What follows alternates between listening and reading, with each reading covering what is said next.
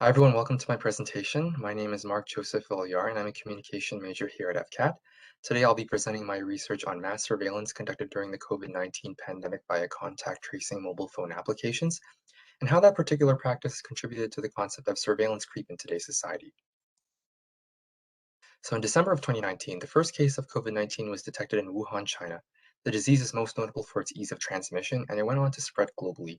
This caused the World Health Organization to declare a public health emergency of international concern. And many governments turned to technological innovation to fight against the pandemic, one of these innovations being digital contact tracing applications, mobile phone apps that work to identify and notify users of potential contact with COVID-19. Now, contact tracing is an important practice for infectious disease control. It allows public health authorities to confirm the location of cases and thus determine cases of potential contact, triggering the necessary steps to contain the spread of disease. Now, with the ease of transmission of COVID-19, however, traditional manual forms of contact tracing became significantly challenged and less effective. And this is how digital contact tracing came into play. Technology-based tracking systems that are easily accessible via mobile devices designed with the intent to track cases of contact. And here in Canada, our federal government bridged a partnership with companies BlackBerry and Shopify to develop the COVID Alert app, our very own contact tracing app. One model developed by a team from the University of Oxford found that an outbreak of COVID-19 in a city of 1 million people is effectively suspended if 80% of all smartphone users participated in a tracking system akin to contact tracing. And so the introduction of contact tracing apps not only revolutionizes the approach to containing the pandemic, it also provides a framework for future use of the technology. However, it is exactly through consideration of the future of this technology where a certain level of scrutiny has to be applied.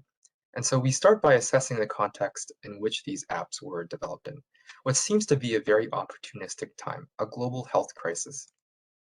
And this raises several questions and concerns about data collection, data storage, data interpretation, and it raises even more on privacy. And so my research wanted to address the following question.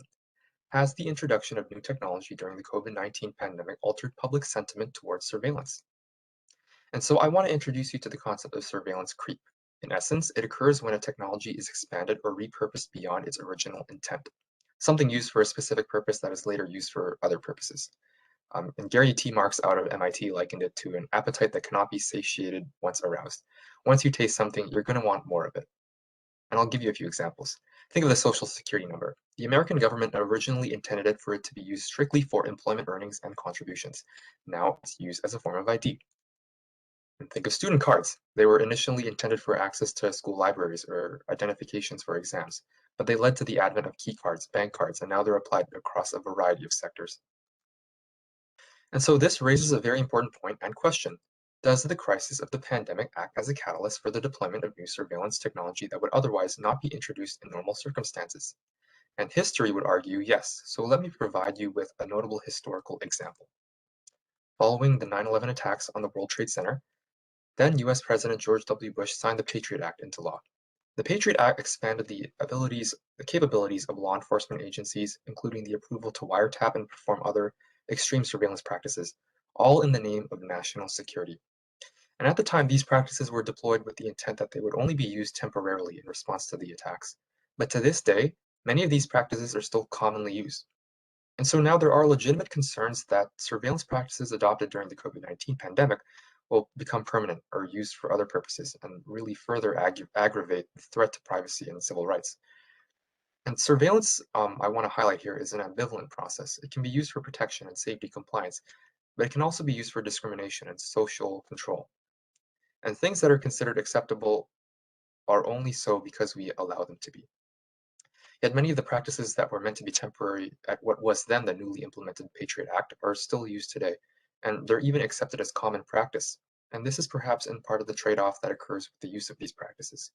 Negative outcomes associated with surveillance become overlooked in a crisis due to the positive outcomes associated it can bring, and in this case, the end to the pandemic.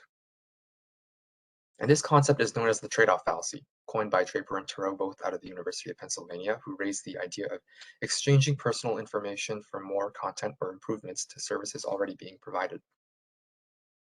Think about social media platforms, many of which require the collection of personal data just to use them.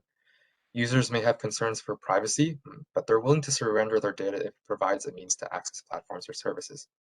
And so we now encounter the trade-off fallacy with contact tracing apps. There may be apprehensions in personal data being at risk, but that is superseded by access to services, and in this case, a service that could save your life. And so having considered these concepts and the implications of contact tracing apps, what's the public's opinion? Where do they stand? And so for my research, I examined 5 empirical research studies that measured attitudes towards contact tracing apps and privacy, and I'll be going over 3 of those studies. The first from Stats Canada conducting surveys to assess Canadians' interest in the use of contact tracing apps if they were recommended by public health authorities.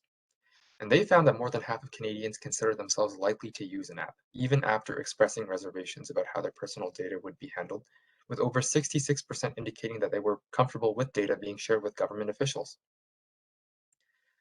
They also found that over 51% were likely to download an app if recommended to do so.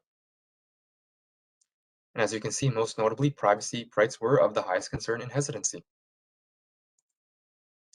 The second study reviewed was between universities in Europe and the United States that investigated user acceptability of using contact tracing apps via online surveys. And they found strong support for the use of the apps across all demographic groups measured, which is support for both voluntary and involuntary installation, though there were concerns about privacy and lack of trust in the government. And the third study was conducted between universities in the United States and Switzerland and from the Microsoft research team, and they surveyed on the topic of app effectiveness and use willingness.